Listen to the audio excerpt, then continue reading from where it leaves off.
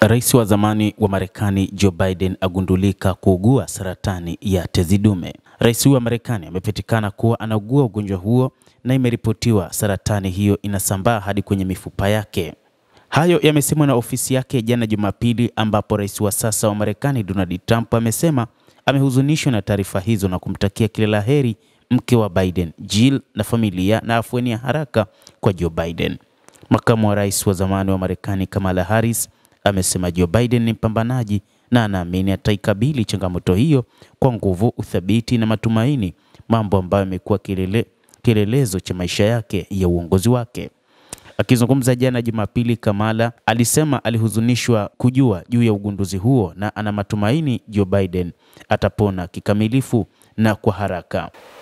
Biden ambaye aliondoka madarakani Januari alibaini Ijumaa baada ya kuonana na daktari wiki iliyopita kutokana na dalili zilizojionyesha katika njia yake ya mkojo.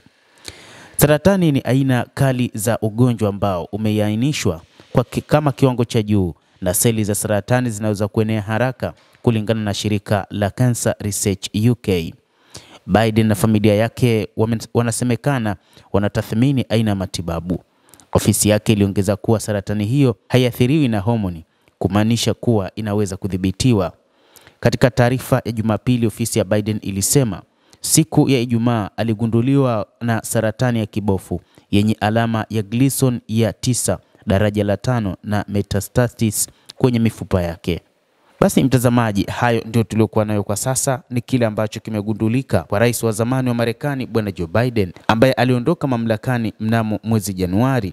Lakini pia ikumbukwe Joe Biden alitaka kuendelea kugombea kiti cha urais, lakini kutokana na maradhi yake inaelezwa kwamba ilibidi aachie nafasi hiyo kwa Kamala Harris ambaye alikuja kupambana na Joe Biden. Wengi walikuwa wakieleza kwamba ni kutokana na hali ya utu uzima wake, lakini kumbe kuna mengi ambayo yalikuwa yamejificha, ikiwa ni pamoja na maradhi.